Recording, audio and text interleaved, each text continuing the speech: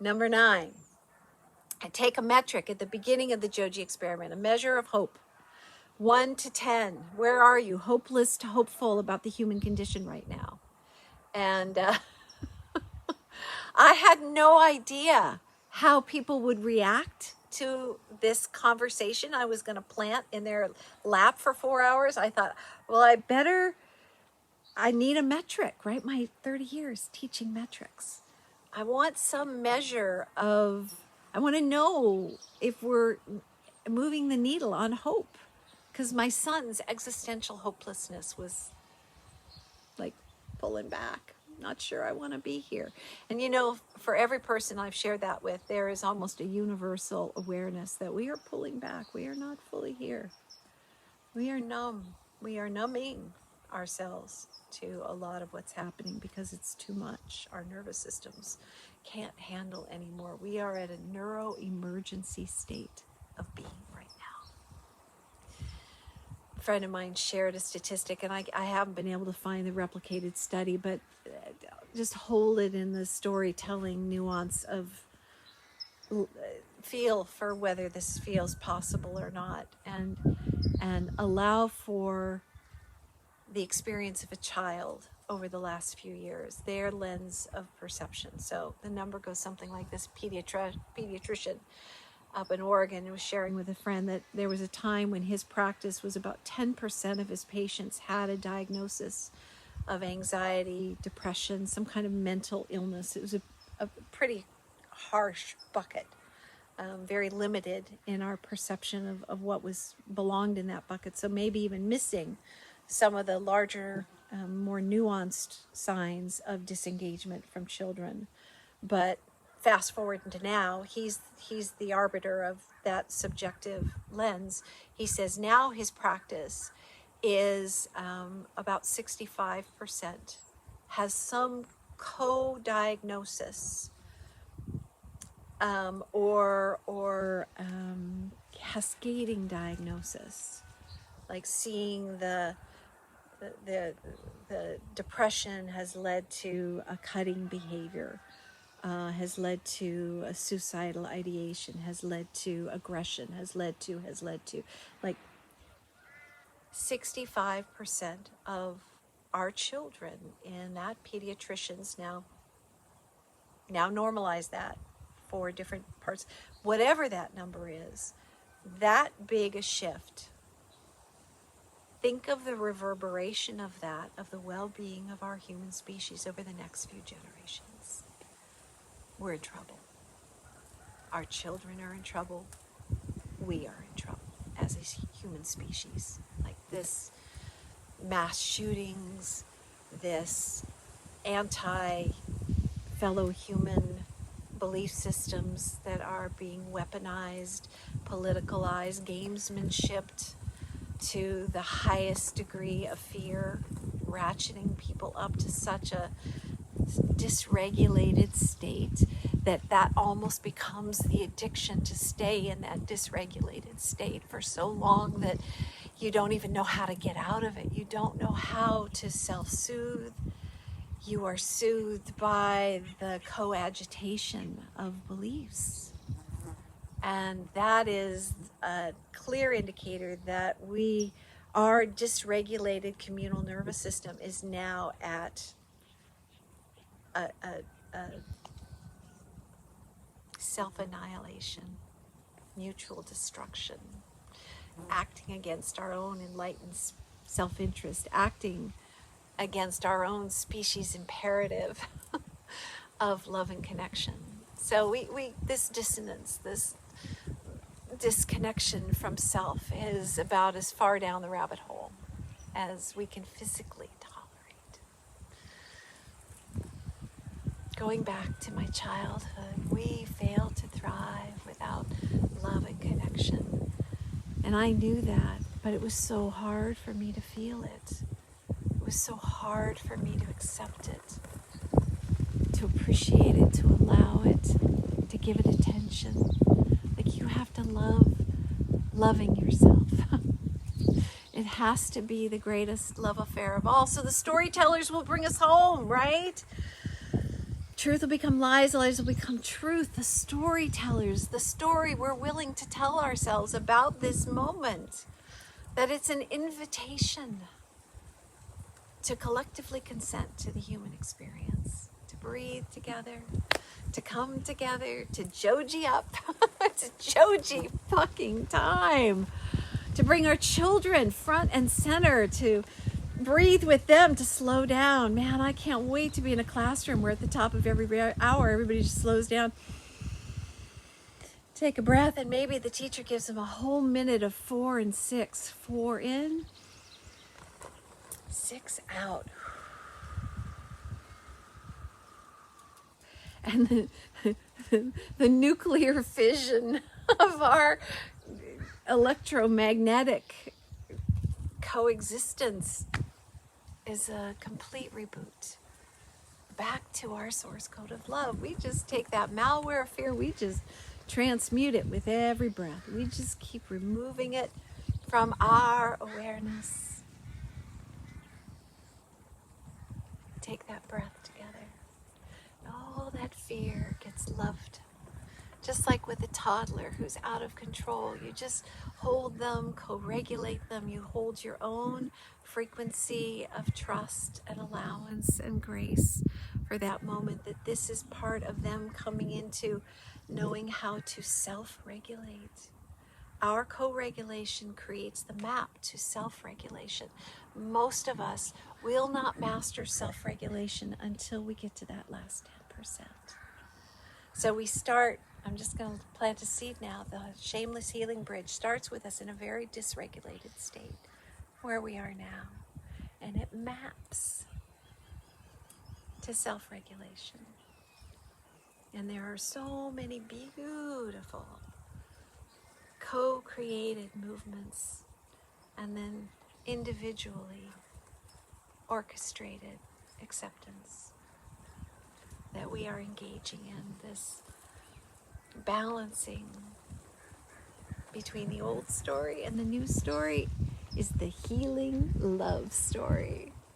Not just a loving healing story, but healing love, our lens of love. And we learn boundaries. This is the reckoning and the beckoning of our becoming. We came here to learn boundaries, right? We came to experience spirit in matter. Where do I end and you begin? Where are the edges of connection between us that can be met in intimacy or in distance? Like, there's a beautiful quote. Again, my memory is it orients differently. It holds the concept, not the boundaries are the distance between you and I, where I can love us both. So love has some governor on it. There's how much I can love you fully from afar. I can be in an observer of your path and honor that that is your path, and choose when and how I'm willing to engage. And so sometimes when we are on this path that a lot of people don't want to engage with, it can feel very, very lonely. It can feel very isolating. And if you are unhealed, that can be very dysregulating. If you are healed, that isolation can be grace for your nervous system. There's a beautiful quote by Carl Jung about silence and solitude and the wholeness that can be met without having to keep the filter up at all times. It's finding co-regulating spaces is a beautiful, that's what this Hope Temple is, this where we can breathe together and sing together and leave words out of the equation for a while. Like, I don't care if you got vaccinated. I don't care if you got COVID. I don't care if you're a good guy or a bad guy. All I know is we are here now, and if we all agree to be here now, we have potentiality to leave all that behind. Like this, Father, forgive them, they know not what they do. That was a story, an invitation for us to redeem ourselves from our collective unconsciousness. And we get there, each of us at a time, and when there's enough of us and we no longer... I'll use this metaphor. We have a little doughboy pool, and when our grandson comes to swim, he loves to get us going in a lazy river. It was his birthday 2 weeks ago. We went to a lazy river. He just loves that. You guys make it happen for me, right? And so in this doughboy pool, all the adults do this with him. And then it'll be like switch directions. And so think about what happens in Dr. Hawkins' map, where that spiral of negative bias keeps us locked into this shame core. And above 200, 250, there's an upward spiral that naturally lifts us. Like there's an updraft and a downdraft. And when you're caught in the downdraft, it's really hard to get out of that. That's that tantrumy behavior. You're caught in a negative spiral, a drama loop, a trauma loop in your life. I know, been there, done that. See, all these things are not things to be shamed. They're things to be acknowledged as part of our learning curve on this human plane. Like we've all gone through this shame core of not good enough or too much, too big. A narcissist. Oh my God, we call everybody a narcissist. There is a spectrum of gender expression. There's a spectrum of neurospicy spectrum. There's a spectrum of experience. Like we have tried for so long to box the mystery rather than engage the majesty of this expression that we are endowed with a physical boundaried existence to explore. And so we came here to learn boundaries. Woohoo! Where do I end and you begin? What's the balance between me, my individual well-being, my expression, and communal well-being? And right now we see that as a fight. That lens of perception of scarcity creates the most inappropriate thoughts, the most cruel intentions to harm others because of our beliefs, our make up shit as we go doctrine of truth. Question number 3 of the healing conversation is, how do we come to believe what we believe?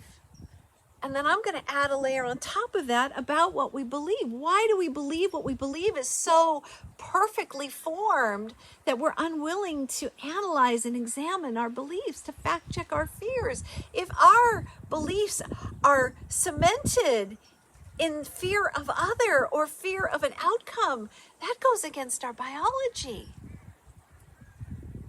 So we need to make a clear distinction between our big toe and what is true and knowable in this human form, and that is that we have survival baked into us to figure this out, the inevitability of our ascension. This is not an if, just a when. And we each get to get there when we're ready. And when there are enough of us ready, we are the ones we're waiting for. My question is, what are we waiting for? I thought nobody's like, is anybody saying we're done waiting? Is anybody far enough along to figure out that the last 10% we can't do by ourselves, we have to do it together? There is a we-ness to this moment that has to be recalibrated to our me-ness. We don't ascend without everybody else, right? This virtuous thing has to let go of the shame cord collectively. That's the underlying contradiction. We cannot ascend collectively until we release the shame cord together. Where we find find that spectrum of exquisite and excruciating grace. And so I went on the Joji experiment and I measured hope and hopeful, hopeless to hopeful. And we had to unpack what makes us hopeless. Cynicism, we don't trust other people. Pessimism, we don't trust life. That was a big moment of a neuro, what did she just say? Like, do you make that distinction in your mind? Do you have that novel awareness of where your underlying contradictions are? Do I mistrust life in general, or do I mistrust people? Like, life would be okay with no people. Because those two lenses, two very different dimensional realities. Like, just unpacking hopelessness tells us a lot about where we can find the hope. And for a lot of people, it's that not trusting others, the cynicism of hopelessness. So much so, we don't even trust ourselves. This is hard work sometimes. So one of the big downloads I'll go into another night is we're here to fall in love with trusting ourselves. Our body needs first breath, then water, then food, and shelter, like the physical form, the boundaried expression of spirit and matter needs tending. But baked into this biology, this divine, we are God's biology, is the need for love, is the species dependent, imperative, prime directive that we connect.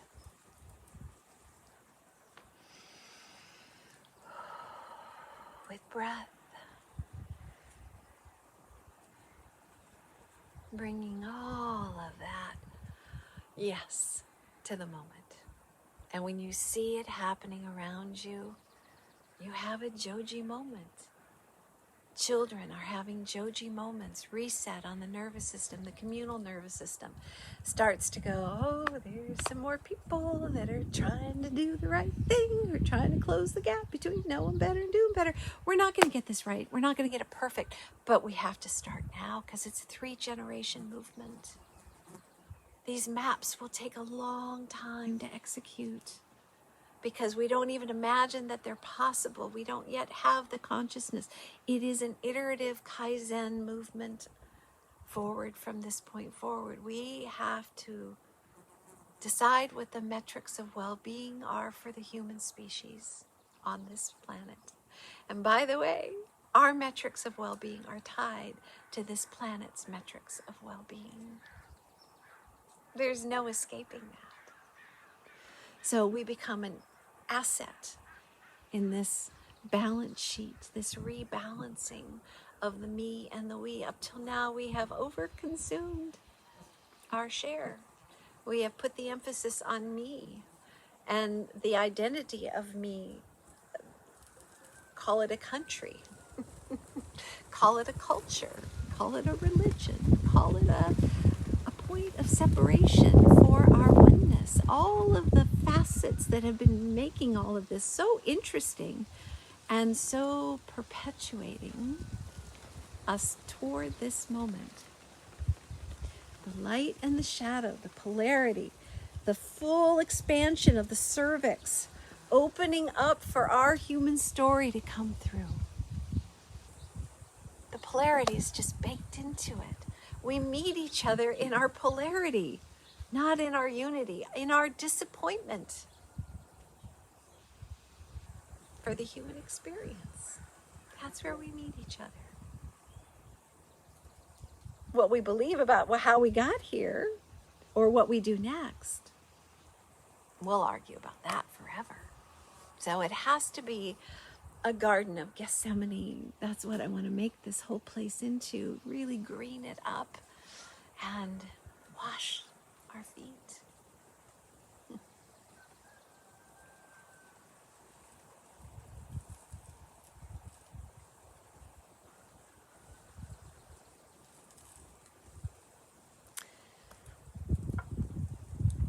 hardest excruciating grace moment for me was with my father. My mom's was more that ecstatic grace, like, Mom, we did it. We met each other. That's the best you can want with your kids. Show up two souls present to the journey that you're on together and how you can support each other from this point forward, where you maybe missed a beat, caught up in your own spectrum of narcissism, spectrum of detachment of self, naive narcissism, malignant narcissism, like shameless recognition that there is a evolutionary psychology here that we are becoming literate in for the first time. The languaging is becoming so clear. I just got lost a little. Sometimes I get a left turn and I just have to slow down. So we're giving birth. The polarity is part of the deal. But underneath all of that anger and certainty, all of those coping strategies, is a wounded child saying, enough, I'm exhausted. There's just, I almost don't, bring on the Redeemer. Like so many people are saying, bring it on. Woe is us, take us down. Bring on the apocalypse, bring on the Armageddon. Actually kind of inviting it, if you notice some of the behaviors, the fear-based. Right and wrong, good, bad, evangelical, dare I say, but I do dare say because I bit that apple too.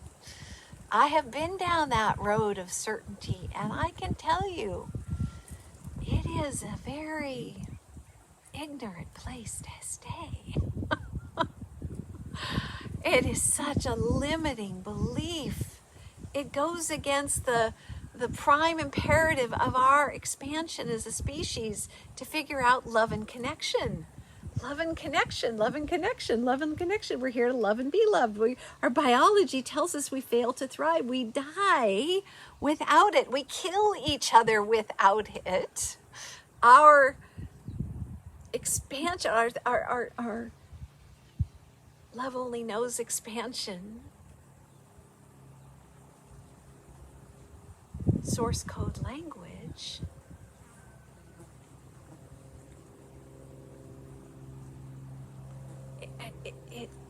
It flows us into this moment of yes. Like we're this, yes, of course, yes. We've worked out the fine print about living into the mystery. And we've made the distinction between a big toe, how we want to celebrate the mystery, and what are the rules of living in the mystery. And the biggest rule is the balancing of me and we. It's the prime imperative of intimacy, that we figure out where individuals express fully and how we, the sphere of wholeness, express together symbiotically. Like how does all that work? Let's just get us both, me and we, in the screen. Yeah, less than perfect. I know, guys. I know. Oh, I know what's going on. There. Yeah, me and we. That's what we're here to learn, to balance. And we've always looked at it as a competition, a scarcity, a shaming, rather than a measure of abundance, like the limitations we've created on our expression, the suffering, the self-imposed suffering that we have allowed. to go on. We can choose to step out of this story, this self-destructive pattern, addiction to our woundology, showing up in addictions to power and money and sex and righteous ideologies. Like, ideological supremacy is what is killing our planet. We have to agree to disagree on big toe stuff. Like, you do you. If that's, you want to do your celebrating of the mystery of life with that ritual, with that process, with that book, with that language, you do you. Me? This is me doing me. This is my church. This is I'm doing me. My individual expression is well served in this moment. I'm about as far out there on that well-served spectrum of me doing me at this point. I'm sure there's more, because there always is. There always is. And that always is the we part. Because you can't rest until you know that others can have the same option to choose. So then your life becomes a measure of devotion to the we. And it's a Joji life. It's a Joji experience. The joy of joining in on this human plane, because my expression matters in the physical matterness of this boundaried existence. My win is your win is my win. There is no other formula that brings us forward in this calculus of life. And what's magical right now is the calculus of you, all of you, all of me, is lining up with the calculus of now. Like, this is Joji time. We can feel it. This thing that's happening with Russia, this thing that's happening in our politics, this thing, the collapse of our educational system. Our children are on the bleeding edge. 50% of those kids of that 65% are harming, self-harming, cutting themselves. I mean, how far out on the bleeding edge of our unconsciousness are we willing to let them suffer? Shame be on us for not calling the old construct. Enough, enough, enough.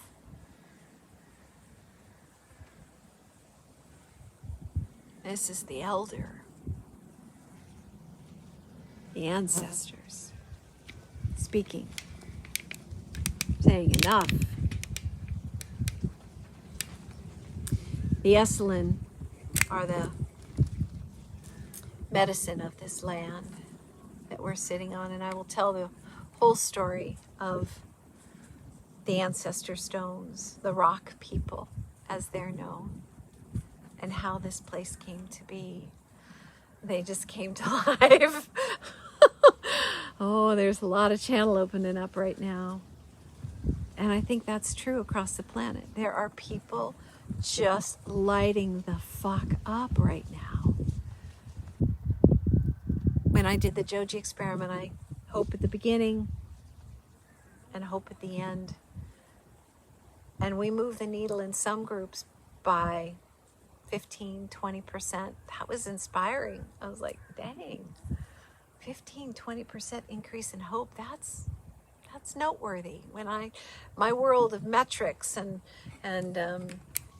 dashboards, just in 4 hours to affect a shift. And of course, the analyst goes to work on, well, how long lasting is that, and what are the implications of that, and I'll say more about that in another next session. But one group was 74% increase in hope in 4 hours. My other groups had been like 20, 30, 40. One group was 52. That was, the numbers the further out I got from my circle of conscious humans, more and more out into people who don't have this lexicon yet, who are still feeling the transformational tension from a fear perspective rather than a love perspective. Those who feel they're victims to what's happening right now versus the role of first responder or midwife. Like, the further I got out from my midwife friends, midwifing the new story, I saw the numbers drop. And this group in particular was excruciating grace.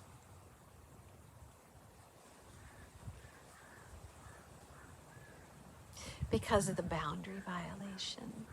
So similar, like the level of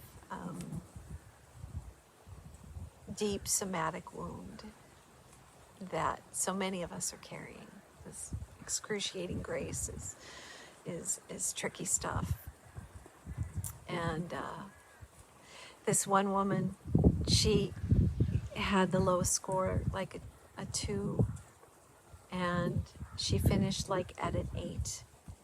From that level of hopelessness to that level of hopefulness is a radical shift. It is an order of magnitude lens of perception shift that I hadn't seen. And there were some others that were not as radical as that, but on par with that, really demonstrating a teaching moment for me. And so I slowed way down, and, you know, I was not so interested in the top line as I was the mechanics of shift between those two lenses. Like there's a radical awareness that jumped into the conversation at that moment, and it came from this one woman.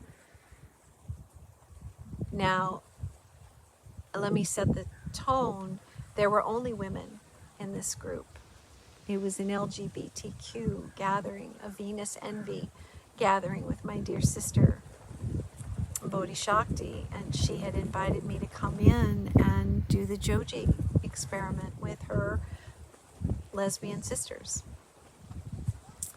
And I was stunned, and I learned so much about a world I know nothing about, and yet something I could completely relate to. So she said the reason I went from a 2 to an 8 was that you said you're doing this with heterosexuals. That my hope is based on you helping other people stop othering me. That's why this movie, The Lottery of Birth, is going to be such a good one for everybody to talk about. Like, imagine we have these conversations on a regular basis, and we've just got, you invite people in, and we watch a movie, we have a little cannabis on board, we have a Joji night, you know, like, let's map that this summer. I'm going to do that every Friday and Saturday night. We're going to have Joji nights, and I'm going to suggest a topic, and I'm going to encourage you guys to have conversations on your end. You know, do it over Zoom, do it face to face if you can, touch each other. Okay, have a really good conversation about boundaries, we boundaries, especially where medicine's on board. Like, we need to understand consent on a whole new level. And when we do, then boundaries are going to make a whole lot more sense. Like, it isn't just physical, it's energetic, it's projective, it's receptive. I mean, the nuance of how each of us learned to navigate when our boundaries were damaged is as unique to each of our boundaries and how they were damaged. This learning boundaries Where do I end and you begin? And what is in my best interest and also is in your best interest? And that is the creative fire of imagination, that we have limited ourselves because of our pessimism and our cynicism. If we take the blinders off, if we fact check our fears and begin to create a new model of collective choice, that it has to meet the me-we balance. And that is, as with any dashboard, we were constantly recalibrating the dashboard. The more we learned, the more we got better insight about what we should be measuring. Some measures were no longer relevant. Some measures told us lots of things from lots of different angles. They were surprising. And I think one of the most surprising measures could be how many people are breathing together across the planet every day and just tapping in, just a moment of I'm here now with you, showing up, and the ripple effect of conscious kindness, not random acts of kindness, conscious kindness at the beginning of every hour. What would that do for our children's nervous systems? What would that do for normally very stressful situations? You know, we are here to be first responders on this awakening mess that we're in. This, as the caterpillar finishes the descent down into the cocoon, it consumes itself. It first of all, it has to go through, let's just know caterpillars on the next one. Next time.